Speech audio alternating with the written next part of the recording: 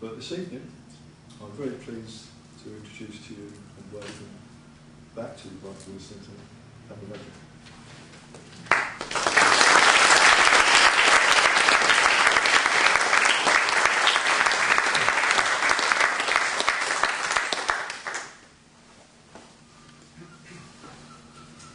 Thanks very much, Padmavajra. Very good to be here at the Brighton Buddhist Centre again. Very glad to be here. I'm on a sort of little Dharma roadshow at the moment. I spent the weekend at the London Buddhist Centre, going to talk last night there. Didn't sort of plan it this way, it sort of happened. I'm really glad to be here. And it's quite interesting because I think next year it's the anniversary, isn't it, of the founding of Buddhist activities in Brighton. Is that right? Is it next year? Yeah. And Mokshin has been writing to me for information about when I first came along and when Buddhadasa and Buddhadasa started to do things with the then Brighton Buddhist Society in Royal Road in Preston Park, and that's where I first went along. And I've been doing quite a lot of research with another member who's associated with Brighton, that's Triratna. Triratna keeps everything, so he's got all these old FWBO newsletters and things like that, and I've been sort of cloning them for details of activities in Brighton, which has been very interesting. But the thing is, the reason why I'm starting here, I was thinking, come on in, the seats up here.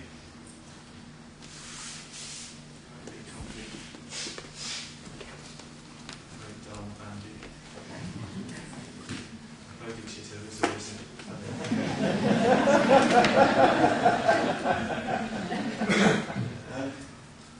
I was thinking about when did I first hear about Bodhicitta, and it was in Brighton.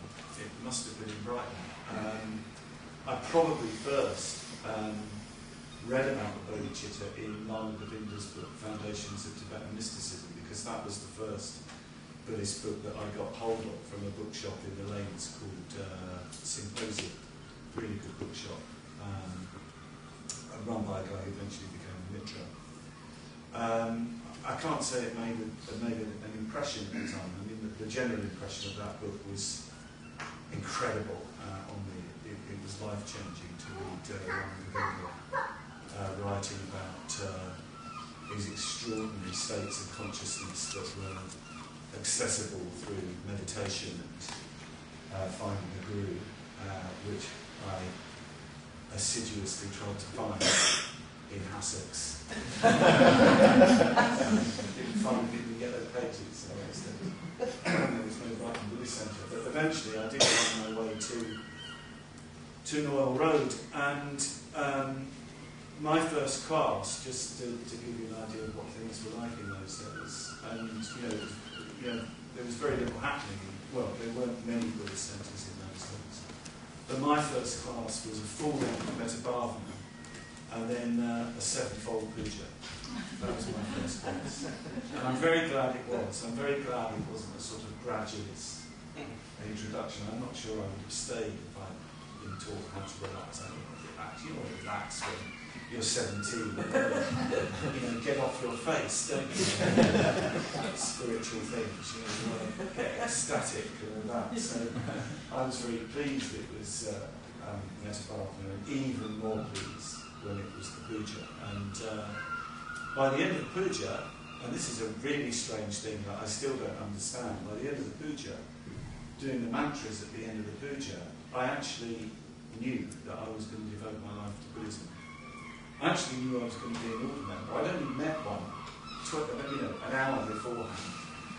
I can't tell you how I knew, I did just know. I mean, it wasn't like some blinding sort of flash of insight or anything like that. I didn't feel saved or anything like that. There was just this happy certainty, joyous certainty, which is a little bit weird, I think, at that age. And as it turned out, that's what happened. What I didn't know was that the sevenfold puja came from a wonderful text called the Bodhicitta, the entering into the way of the Bodhisattva by a great 8th century Indian teacher, Acharya, who was regarded as a bodhisattva named Shantideva. I didn't know that, although I probably would have found out not long afterwards, because one of the big features of our centres and classes in those days was listening to, and his how long ago it was, listening to reel-to-reel tapes. Wonderful lo-fi material for the aficionados. Reel-to-reel tapes of Sangharakshita's lectures. And probably around that time I listened to his lecture series on the Bodhisattva path. And I remember in particular the lecture on the Bodhicitta. And it was electrifying, even coming through a reel-to-reel tape. And of course, one of the things that came over, that lecture series was given in the late 60s, so, actually not that long before I came along. And Sangharakshita was a much younger man then, but you could tell that this man was on fire. This man was on fire with the Dharma. You could hear him sort of hammering the lectern and the microphone sort of shaking. And in the background you could hear sort of ambulance sirens and police sirens going off, which seemed somehow strangely appropriate. But I remember this lecture on the arising of the Bodhicitta and being completely electrified and feeling it was describing, again, as it were, something I knew. Seems an odd thing to say, but something extraordinarily familiar, or at least resonant, incredibly resonant. And he talked about, one of the things he said, and it's popped in my mind when Kumara said that I'm very qualified to talk about the arising of Bodhicitta, or well qualified, or whatever. Of course, I'm not. And one of the things that came into my mind was Sangharakshita saying that the Bodhicitta is not a good word for the Bodhicitta. So I'm listening to this tape in Brighton, hearing this phrase, the Bodhicitta is not a good word for the Bodhicitta, having demolished the translations of the terms that have been used. Like it's usually, when you read Buddhist text, it's usually translated as the thought of enlightenment. And Sangharakshita says it's not a thought. You might be thinking about enlightenment, but that is not the arising of the Bodhicitta. It could be translated as the awakening mind, but it's not really mind in the ordinary sense. And he talks about it as an eruption of a completely different dimension, into human consciousness. He actually uses he stresses it's only a simile. It's not saying it's the same, but the simile, if you like, of the Holy Spirit descending on the disciples of Christ. He's not saying the Holy Spirit is the Bodhicitta, but that is a far more accurate, as it were, metaphor for what the Bodhicitta is. And he's very careful to quote the great Nagarjuna, great 2nd century Buddhist Acharya, who wrote a very famous treatise on the Bodhicitta called the Bodhicitta Vivarana, the exposition of Bodhicitta. And Nagarjuna says the Bodhicitta is not to be found in the skandhas, in the ayatanas, and in the dhatus, meaning the Bodhicitta is not to be found in any aspect of conditioned existence, in any kind of analysis of the conditioned human personality. It's not to be found in any of that makeup. And yet, there is this arising. It's an arising of an altogether different dimension, which has a very, very particular quality to it, a very particular flavour to it, this dimension that's opening up. It's a sort of, if you like, a force, an energy, a movement towards the enlightenment of all life. The enlightenment of all life. Extraordinary way of talking, absolutely mind-blowing, that there's something that arises in this contingent, conditioned world of ours, within the sort of conditioned human frame, and yet it is not of this world, and it's leading to the liberation of all life. Well, hearing that at age 17 or 18, I thought, yes, yeah, I want that. I mean, I must admit, I think there's a certain amount of laziness in relation to that, because I thought, yeah, I'll have the Bodhicitta, because then you don't really have to make any effort, do you? Because there'll be this force driving you along to liberate all beings, and you won't really have to do anything. You know, not working at age 17 and 18 is very attractive thought. So that's how I first sort of came across the Bodhicitta, and now I'm being a little bit, slightly sort of dismissive of my response to it. Actually, that inspiration that came from Sangharakshita's early lecture, coming through that reel-to-reel tape, has never left. It's never gone away. It's always been a sort of touchstone that what Dharma practice is really about opening up to something much greater than me. Do you want to come in, have a seat, be comfy? Oh, okay. There's some seats. Yes, Yeah, cushions at the front. Could you go to the front if you can?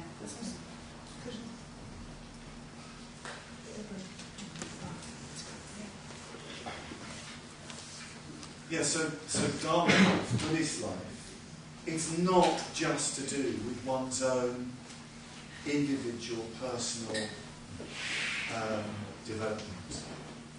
It's not just about sort of making a few adjustments so that we have a more comfortable life, so that we can just cope with the sort of stresses and strains of life. That's a good motivation, but that is not the Dharma life. It's not what the Buddha's teaching really is all about. What the Dharma life is actually teaching us is to actually transcend our self-grasping, of just thinking in terms of living a life just purely for ourselves. It's to lead us to a dimension which transcends the distinction between self and other. So our activity is naturally for the benefit of others, without any kind of martyrdom, without any kind of self-destruction or anything like that. It's through living a life, in the end, of, if you like, playful, natural service. That's what the Dharma life is really for. That's what the Bodhicitta, the arising of the Bodhicitta, represents. When the Bodhicitta arises in someone, they enter happily into a life of service to everyone. And that means there's no limit to their development, to their own individual development. When the Bodhicitta arises, it means there's no ceiling on development, because there's no end to living beings. So there's always more to become for the vast range of wonderful, weird and fascinating and strange and incredible living beings. So it's a wonderful vision that the Buddhist tradition gives us of the Bodhicitta. That's why I live this Dharma life. That's what the order is. That's what it means to be a member of the Triratna Buddhist order. It means stepping into this life of unfolding bodhicitta, this stream, if you like, of mental states, of not just mental states, but activity, which is, yes, for the benefit of all life, of all beings. Of course, there's all sorts of resistances to that. I'm saying I'm inspired by this. I'm not saying I'm doing it. I'm extraordinarily selfish and self-centered. In the other room, I was sitting in meditation, and I became aware of just the absolute sort of grip of existential craving. Just this deep sense of wanting anything. And how powerful that was. So, yes, I'm inspired by the Bodhicitta, but there's a long, long way to go. So we need to look at how do we bring about this arising of the Bodhicitta? How does it arise? What do we need to do to make it happen? among us. Because there's another very important insight of Sangharakshita. Sangharakshita's own thinking about the Bodhicitta developed over the years. So he really picked up on this point of Nagarjuna's, that the Bodhicitta is not found in any kind of conditioned consciousness, in any kind of conditioned human being. You can't reduce it to that. So he says, okay, if that's the case, then the Bodhicitta cannot be personal. It cannot be any one person's possession. This is why it's sometimes sort of laughable when people claim a sort of insight for themselves. This is still crazy, because insight can't be for yourself. It has to be bigger than you. It has to transcend you. When you have any kind of transcendental realization, you're not thinking of yourself anymore. The idea of personal attainment becomes sort of nonsensical, because there's all these other people around you who you're in relationship to. And their welfare is as important as any kind of attainment that you might have. So the Bodhicitta language is extraordinarily important, because it makes it clear that there's no such thing as an attainment just for yourself.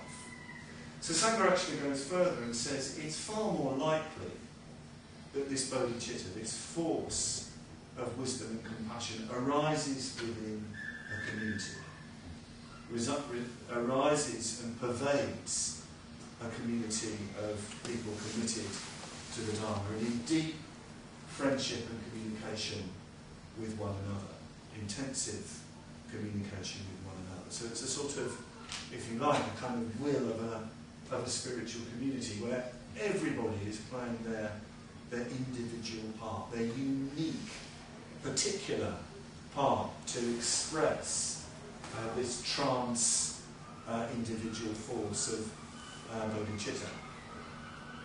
So it's very important to bear that in mind, that one of the conditions that we need to set up for the arising of the bodhicitta is to really create community. To really create community with a common purpose to bring this force of wisdom and compassion into the world. I mean, you can think of it, if you like, as the common purpose of a Buddhist centre. Is this fantastic Buddhist centre, and just talking with some of the order members in the office earlier today, and mindful of the fact that next year is the anniversary of the starting of activities, and just commenting, what a rich history the Brighton Buddhist Centre has had, and how many, well, probably hundreds, thousands of people have been benefited through having, different sort of phases of this Buddhist Centre, through all its ups and downs and ecstasies and, maybe lower points at various times. Nonetheless, it's been a force for good. It's been a force for the bodhicitta, and I think if you can identify that common purpose in a centre, it does something really electric, to the whole Sangha, to the whole Buddhist centre, building the Buddha land in Brighton, building an environment in which the bodhicitta can arise more widely in this town, in this city.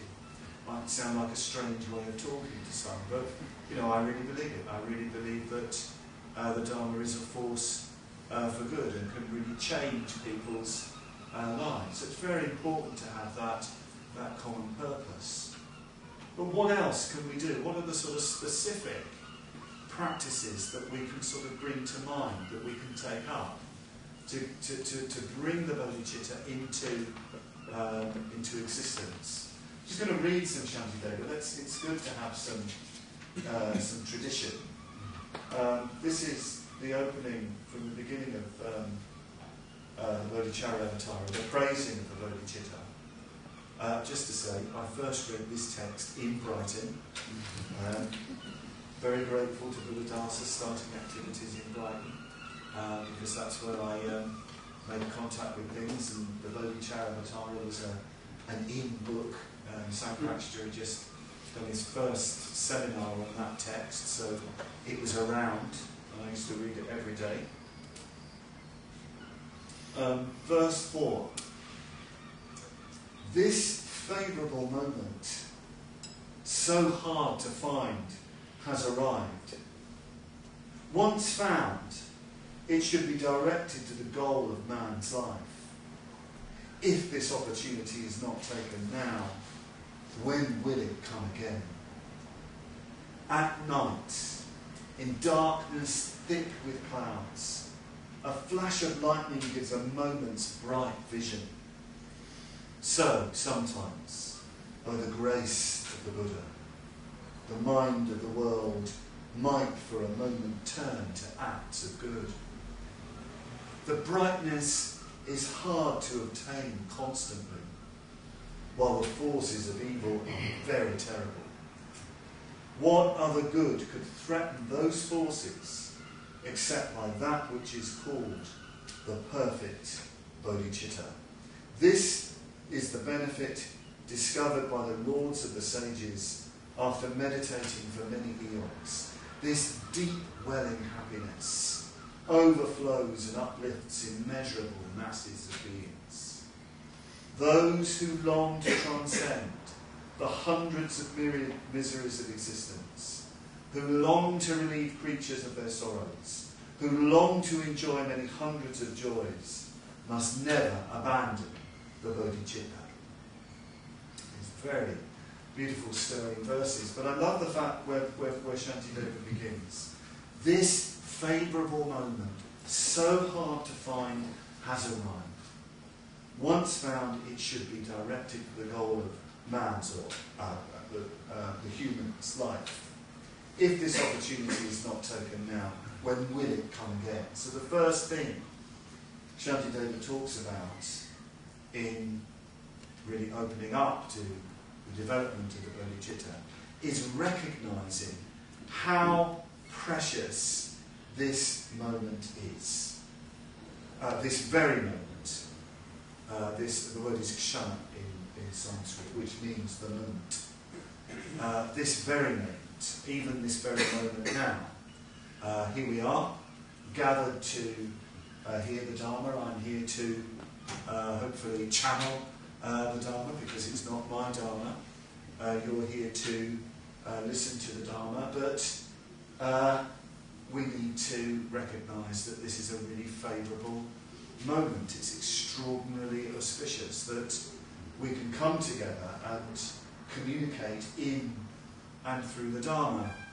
But Shantideva isn't just talking about the present moment. This word kshana is also meant to indicate this precious human existence. That's also the moment.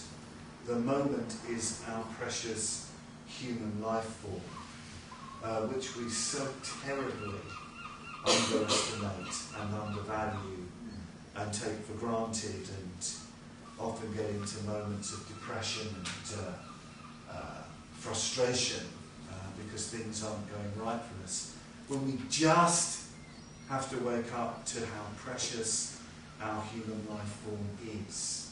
It's extraordinarily precious. We've already attained an incredible amount, according to Buddhist tradition, just by being human beings. I mean, human beings can give human beings a hard time. You know, the human race is terrible. Look what we're doing to the environment. Look what we're doing to this, that and the other. We're awful. We should be sort of wiped out, all that sort of thing. But that's a very, very dismal, if I may say so, rather post-Christian view of things, even a lurking Christian view of things.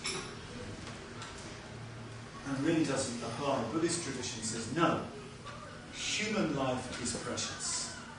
Extraordinarily precious. We've got this wonderful thing called self-consciousness. This wonderful quality whereby we're not just defined by what's going on in the moment. We can also, as it were, extract ourselves from the moment so that we can, for a start, imaginatively identify with other living beings. In other words, we don't have to react, with anger and hatred when we're presented, with, unpleasantness and so on. We can push that aside. We can just turn away from that and empathise with that person for a start. We can have, in other words, ethical ideals. We can even have the ideal of enlightenment, because we have this gift, this very, very special gift of reflexive consciousness. That goes with our being human. We also have extraordinary freedoms and privileges and advantages. I know we often don't think like that, but really, believe me, to be able to have the time and the energy to get along to a Buddhist centre, to hear a Dharma talk, to do a puja, to meet beautiful people, is a wonderful thing. Not everybody has that freedom. You know, I lived in India for many years, and you know, I met with people whose life were of unremitting toil, you know, of unremitting labour, which they had to do to feed their families. They didn't have the freedom to practice the Dharma. We also have, you know, we can be very kind of critical about government and all the rest of it, but we've got freedom of conscience.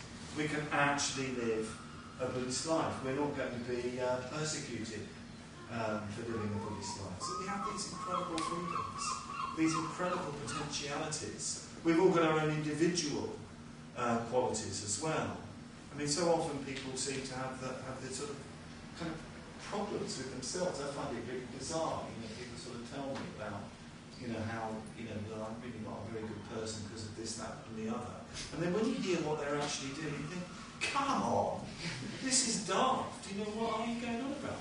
Actually, I think it's a very convenient way of not sort of unleashing their movement towards enlightenment, their bodhicitta, if you like. I mean, I do this. I know because I do this myself. I used to do it quite a lot. You know, I'm not very confident, so I can't do this. It's very convenient. It's a very good way of avoiding committing yourself, you know, to a serious creative life, a serious Buddhist life. So we need, first of all, if we're going to be serious about any spiritual endeavour, any creative endeavour, if we're going to raise this force of bodhicitta, we need to wake up to this very, very precious human existence. And once it's found, we need to direct it to the goal of life. If you like, I might not, you know, convince you in a talk like this about the importance of the bodhicitta. Okay, but find your goal. Find your goal, whatever it is. It's so important because life, the other thing about life is that we're not given it for very long. We're given it for a very, very short time. And in fact, it's very fragile because there is no telling when we'll pass away. The moment of death is completely unknown. There's no need to panic in relation to that. But it does mean that we shouldn't faff around. We do need to actually get on with stuff and really live a life of meaning and purpose for, you know, the benefit not just of ourselves but others as well. So the first thing to do is to recognise our precious human existence. And what goes with that, there are all sorts of other reflections. The fact is, we have connected with the Dharma. We come to the Brighton Buddhist Centre. It's fantastic. So, I mean, look at this space. I've forgotten about this shrine. I came up here this afternoon to check out where I was going to be speaking. And I sort of gasped. You know, all this light and space, and you know, you look out on Brighton and this fabulous painting, you know, this, you know, incredible. Wonderful conditions for, you know, really developing ourselves, really doing something, you know, with our lives. So Shantideva speaks first of all, come on, recognise this moment. And then that very feelingful, that very moving line.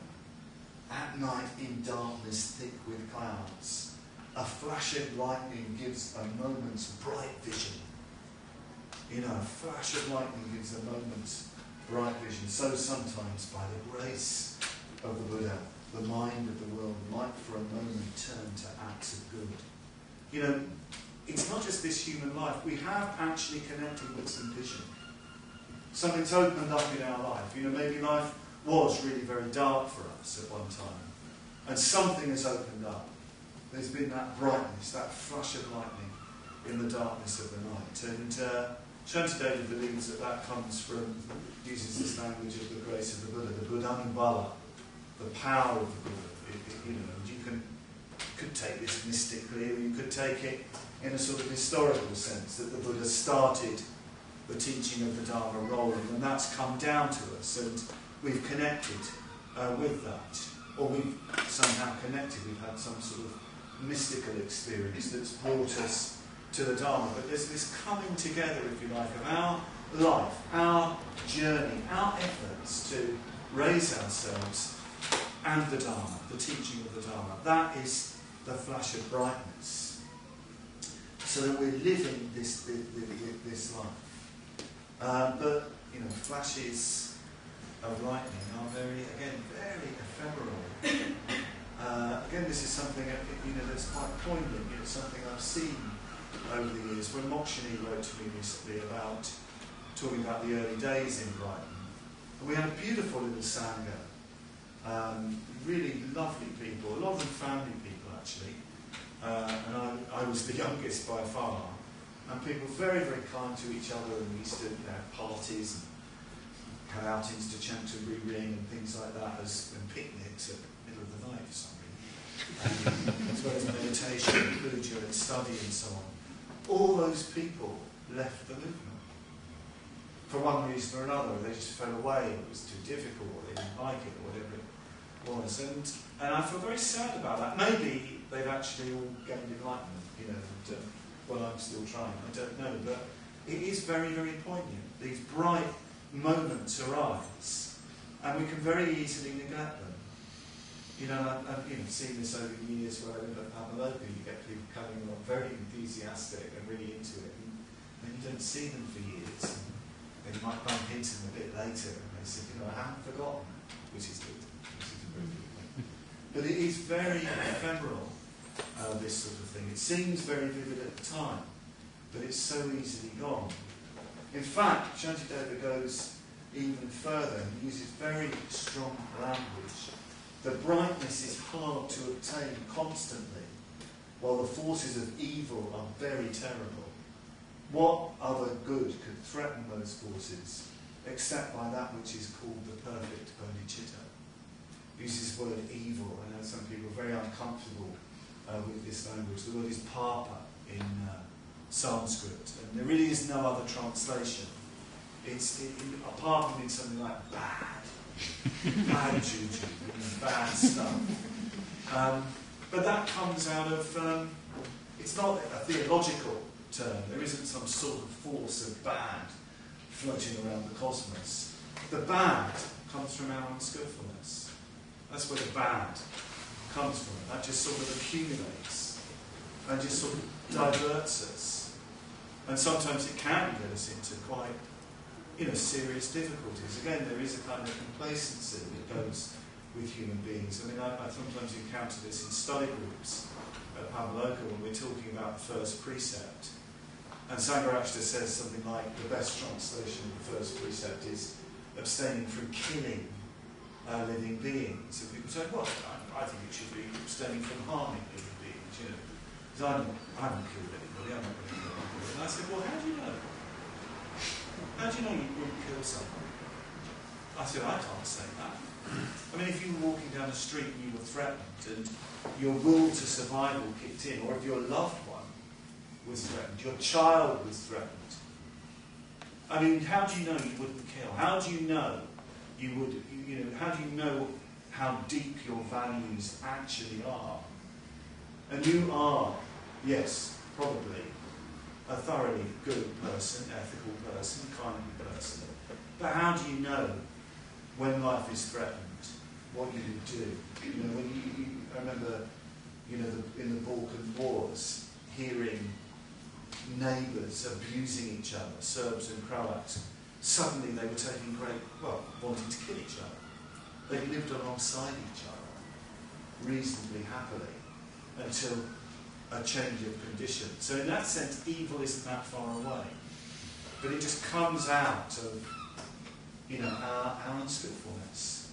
And under certain conditions and certain pressure, those things that can kick in. Fortunately, let's pray and hope we're never in that situation, that our circumstances will remain benign. But we can't rely on that in terms of our own spiritual practice. Because when you take wrong turnings, on a very unskillful path, it's very difficult to get back. I've seen this. Because forces are unleashed that really are out of your control. If you get into serious anger or something like that, or serious craving, you can get into very, very difficult circumstances. So Shantideva says, you need the Bodhicitta. Only the Bodhicitta can push this back.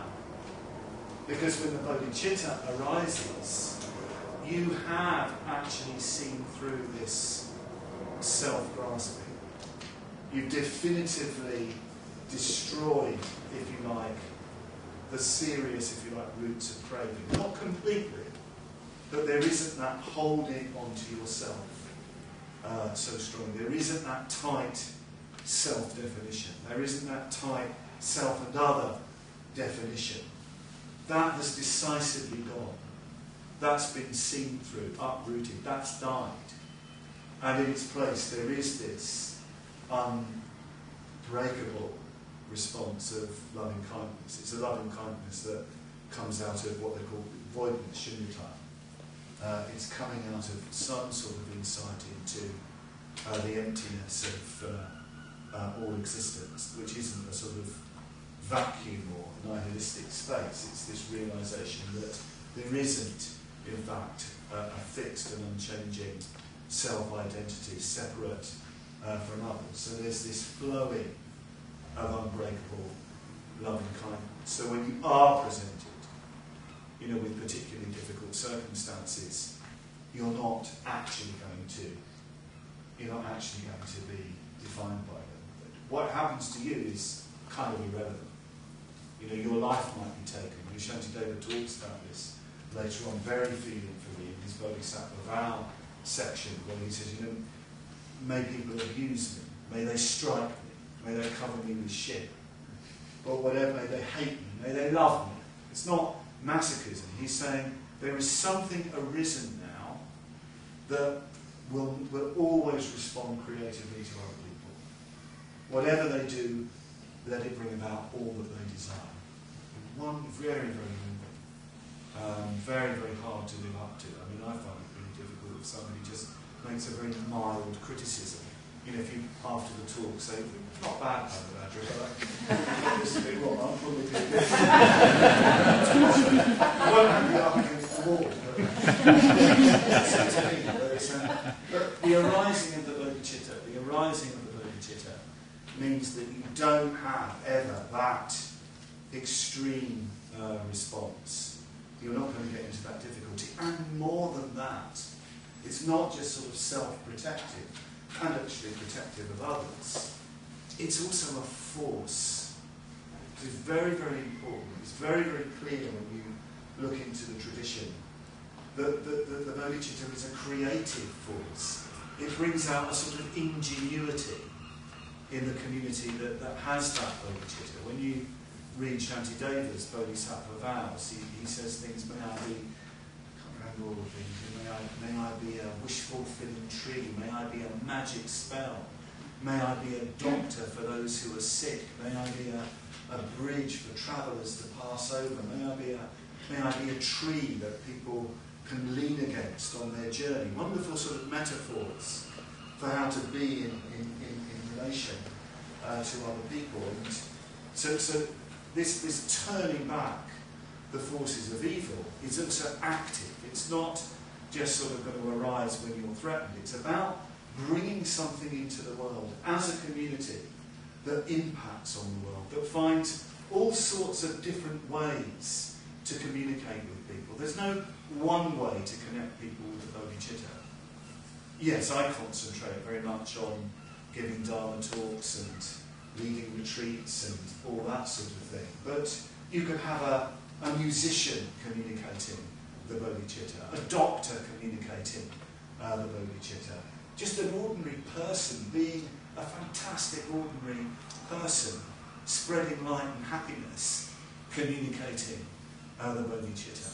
But they're kind of united by that. That's a very important vision, actually, for the spiritual community, that you see all that you do as an expression of Bodhicitta. And it's active. As I say, it's active. So if we're going to bring this Bodhicitta up, we need to kind of think about how we can increase the activity of the Sangha. So I've mentioned a few things so far. Recognising the precious human existence. If you're really waking up to the sort of perilousness of our situation to bring about the Bodhicitta, and seeing, really being ingenious about how we can bring this force into the world, into life, how we can maximise the ways in which we can connect people with the Dharma. But there's another thing that needs to be said to do with suffering, because that's what the Bodhicitta is concerned with. If you talk about the Bodhisattva ideal, you talk about the Bodhicitta, inevitably you talk about the alleviation of suffering, and you talk about compassion, which I have to say is a word I'm kind of uneasy with. I'll say a bit more about that in a moment. And of course, when you get into talking about suffering and compassion, it's very easy to be overwhelmed by the incredible sort of sufferings around us.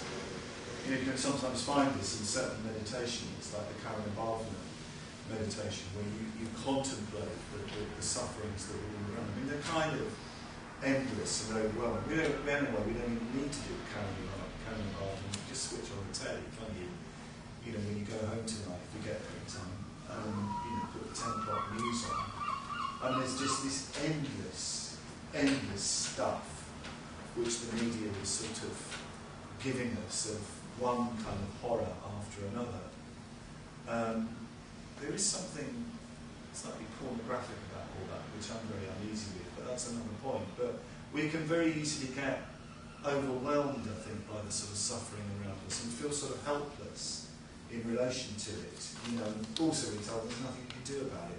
We're going to have an environmental disaster anyway, so there can be this sort of helplessness and all the rest of it. But one thing that I think is often not taken into account, even by Buddhists, when the discussion of suffering goes on, is that there's a kind of suffering that is left out. It's actually the most important suffering of all, in a sense. Yes, we're very, we can become very aware of all the sort of physical, mental sufferings that go on and all their terrible causes. But the Buddha identifies another kind of suffering, which is the root of all suffering. And you can call it, if you like, existential suffering. Remember years ago, Sangharajta had a meeting with some Methodist ministers. This is when we were building the LBC. And these Methodist ministers were very interested in us, this young Buddhist movement, turning an old fire station in the East End into a Buddhist centre. And they thought, what's this Sangharajta going on? What's happening that he can attract the youth to go and work in the East End of the Buddhist centre? And they asked him, they said, well, you don't seem to be doing anything for the casualties of society. We didn't have soup kitchens, we didn't do any of those things, we were just working on our Buddhist centre. And so they actually said, well, it's true, no, we're a very young movement, and we're not addressing that. But he said, there is another kind of casualty in this society, and it's the existential casualty. There's a lot of those casualties, people who are longing for a spiritual path, a viable path of liberation. That is a very, very deep suffering. And in fact, because that's not addressed, we have a lot of the other problems. And when you actually look at the life of the Buddha, who is regarded as the most compassionate being in Buddhist tradition, he doesn't actually do anything like feed the hungry. He was a beggar for a start, so he begged his food. He was a complete sort of dropout, in a certain sort of way. He was kind of useless to society in that way. What he did do, all he did, was communicate the Dharma. He wasn't indifferent to all the other kinds of sufferings that were around, but he thought the most important act of compassion was to give people the means to liberation and to form a community characterised by that means to liberation, and to create a model of an ideal society to influence the wider society, the wider community. And that's why I find the word compassion problematic. I think sometimes people, when they hear the word compassion, they think, oh, I've got to be sort of sorrowful at all the sort of sufferings around me. That's what I have to be. The word actually portrays compassion when he has a vision of all of life as being like lotuses in a great lake, pushing up out of that lake towards enlightenment, vision of beauty, actually. The word, a very beautiful word in Sanskrit and Pali, is anukampa. Anukampati. Anukampa. Kampa means to shake. Anu is with. So it literally means to shake with, to resonate with, to vibrate with, to tremble with. That's the Buddha's compassion. It's his full enlightenment, his full realisation of the fullness of wisdom and compassion, resonating with, seeing and resonating with that potential for enlightenment in all beings, in all life, especially in all human beings. He's, if you like, seeing their potential for Buddhahood. So his compassion is actually extraordinarily joyous. It's not sort of feeling sorrowful in relation to other people. It's actually a kind of ecstatic vision that actually all of these beings have this potential. All of these people can move in this direction. And this is what he does. This is the kind of life that he lives. The Buddha just goes around, just tuning in to whoever he is with, very, very quickly, very immediately. He said, sparking them off, lighting them up through discourse, but very often just through example, through very, very direct communication, and giving them an actual means through particularly ethical practice and meditation and reflection, to that liberation.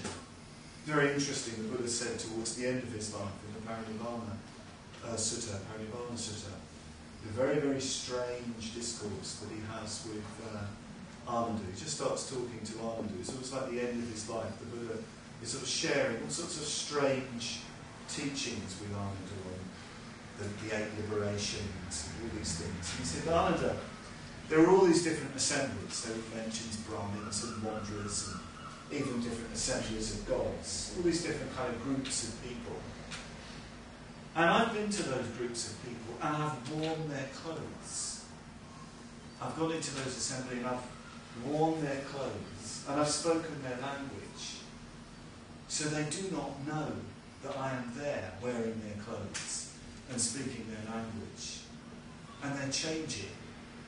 And then I go and they say, who was that wearing our clothes, wearing our language, wearing our clothes, speaking our language, wearing our language? Who was that having that effect upon us? Very, very mysterious. But what he's talking about, of course, is his power of sympathy, of empathy, that way of really entering into the consciousness of another. He seemed to have that kind of ability and quality, very, very highly developed, able to tune into anybody, finding their interest, finding what they love, actually, very often, their concern, and connecting that with the Dharma. So that's another thing that we need to do if we're going to give rise to this bodhicitta. We need to engage in practices.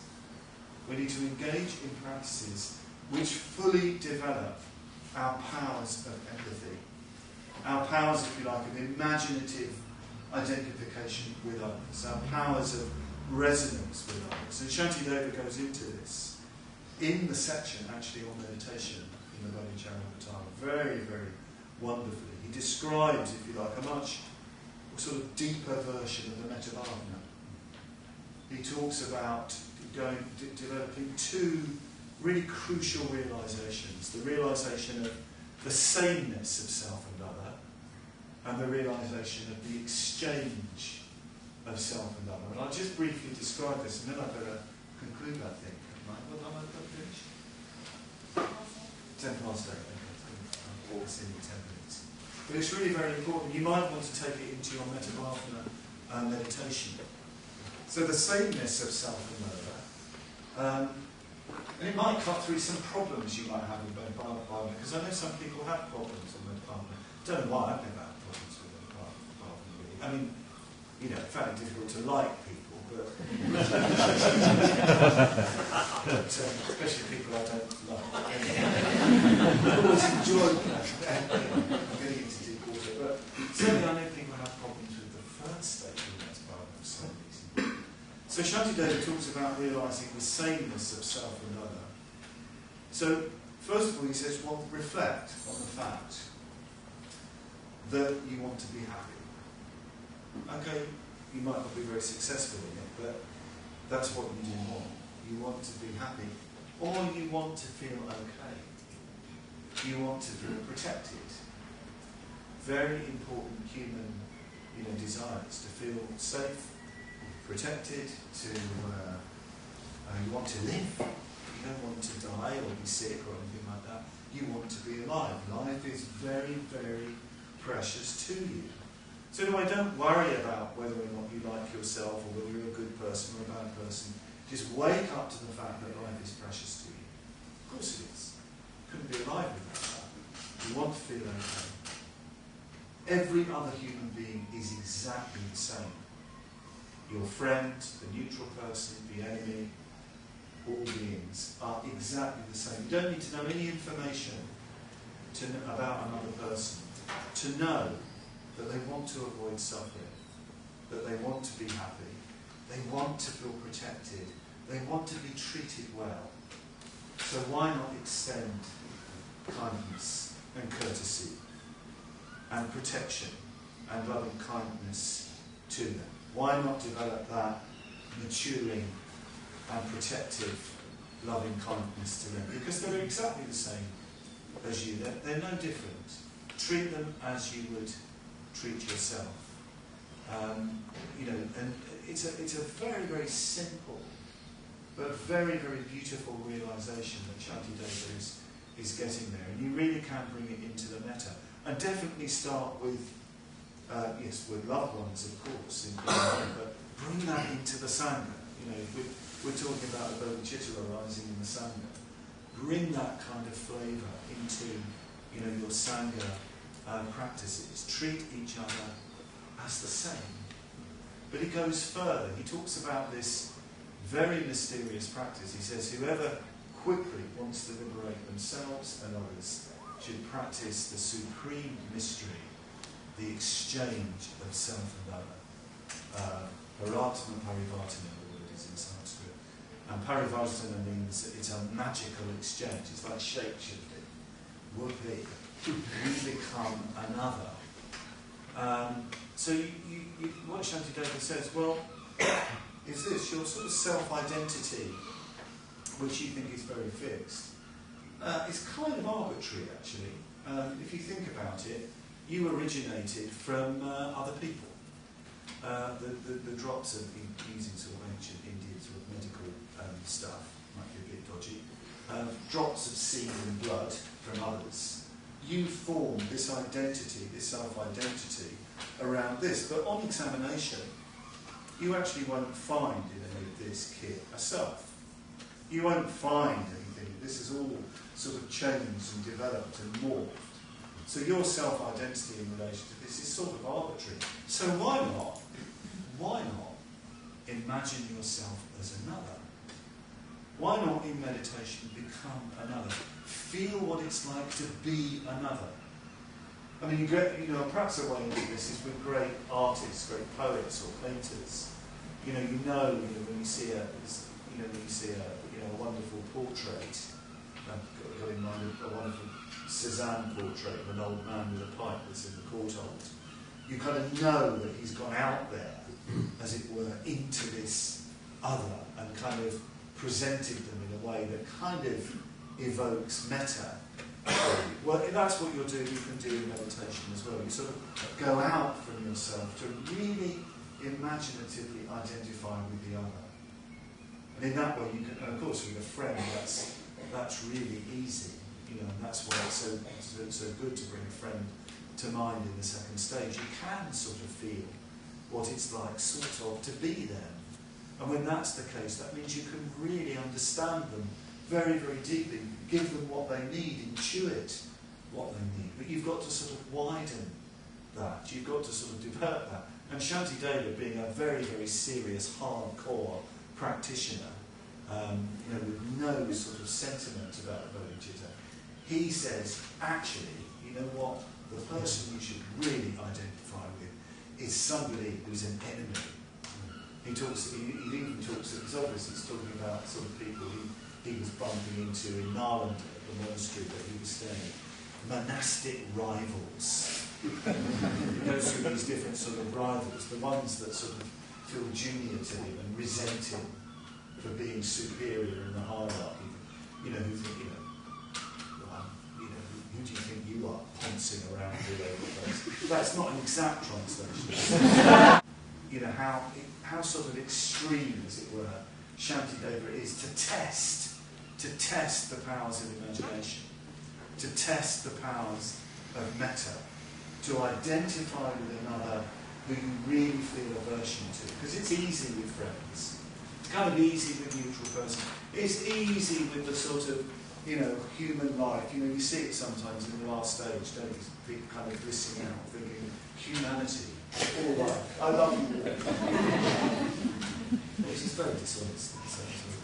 But it's really tough when you're sort of presented with somebody who you really don't like, and they don't like you, where there's real sort of tension. And the beautiful thing is about a spiritual community is that you meet those people. It's a wonderful training ground, the spiritual community. It's true though, isn't it? Is it? Maybe it's not true. Suddenly you find yourself at a Buddhist centre with somebody you think, oh my God, any other walk of, I would not have anything to do with a person like that. So what are you going to do? I remember Sambrajta saying this. What are you going to do? Well, ask them to leave. Sorry, I don't like you. You have to leave the centre. And you don't want to leave because you're getting something out of it. What do you have to do? You have to communicate. You have to move beyond that. You have to imaginatively identify with the other through metta. And I tell you, it's even worse when you end up in an order chapter with somebody you can't stand, or a community where you're living with them. 24 hours a day, never go home, never leave. But what is fantastic, you really do learn so much about yourself and your reactivity. So one of the things I'm saying here, and it's very strong in the Bodhisattva tradition, when it's difficult, when your buttons are pressed, when you're feeling incredibly reactive, when it's hard, they say, then is the time to really practice. That is the moment when the bodhicitta really does need to be developed. When somebody is, really being difficult to you, they say your enemy actually is your greatest friend, because you've really got to draw forth all your powers of loving kindness, all your powers of compassion and understanding and wisdom and insight. So perhaps think about that when you do your Padmavajra practice. Rejoice in the fourth stage, because this is the great opportunity to break through into bodhicitta. Because if you can turn that around, you can really make progress. So I've mentioned a few things here for the arising of the bodhicitta. I've mentioned waking up to the preciousness of this human life, the wonderful opportunity we have to be part of this spiritual community in the Brighton Buddhist Centre right now. We can wake up to this. I've mentioned the fact that we need to really get hold of the brightness, those moments when things become clear, those moments of inspiration and vision. Really get hold of them and live from them. And you strive to make them diamond hard through developing real insight into the nature of existence, the nature of ourselves, and through bringing forth this very powerful loving kindness. I've also talked about working together as a community, being ingenious in how to bring the Bodhicitta more fully into the life of Brighton and other places as well, because people here know from Tunbridge Wells and other parts of the south. And yes, Padmavajra, not just on the cushion, but Padmavajra in life, in relation to whoever we're coming across. Really developing a very, very powerful Padmavajra. And yes, if we do that, for sure, the Bodhicitta will arise. There's another lovely verse I'm going to end with. It's a verse in which Shantideva uses the image of alchemy. He sees the Bodhicitta as being like the quicksilver, the rasa of the alchemist, the Indian alchemist, that transmutes the base metal into gold. You know, we can feel that we're, in a way, very base, very fallen, very imperfect. But if we can work the teachings of the Bodhicitta, metta, wisdom, working together, waking up to our precious human opportunity, we will transform this into something like the Buddha. So the verse goes, taking this base image of the human form, the Bodhicitta transmutes it into the priceless image of the Buddha jewel. Grasp tightly this highly potent elixir known as the Bodhicitta, which must be thoroughly worked.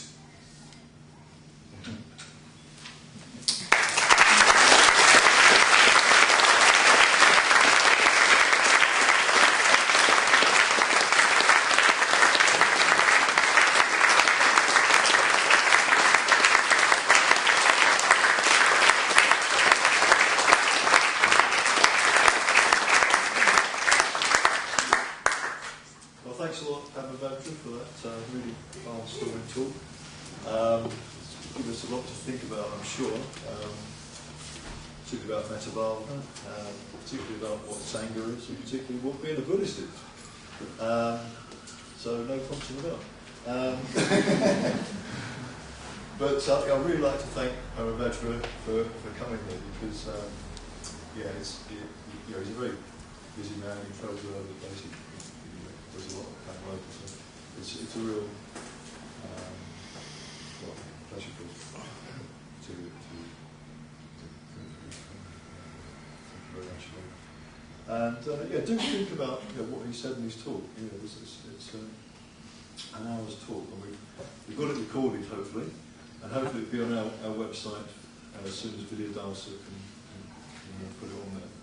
So if you want to look at the talk again, it'll be on our website. Any aspects of the talk you want to hear again, think about it. And also, as I said earlier, do look at Free Buddhist audio, all the talks on there are really interesting. But Padmavajra's got a lot more talks on there if you liked his talk tonight. But a lot to think about, a lot to take. So we've got a very short break of about 10 minutes. So you can do what you need to do in the break. Toilet, stretch your legs, get a cup of tea, glass of water. But if you're staying for the puja, and I hope a lot of you will, we need to be back up here by 8:30, so it's less than 15 minutes.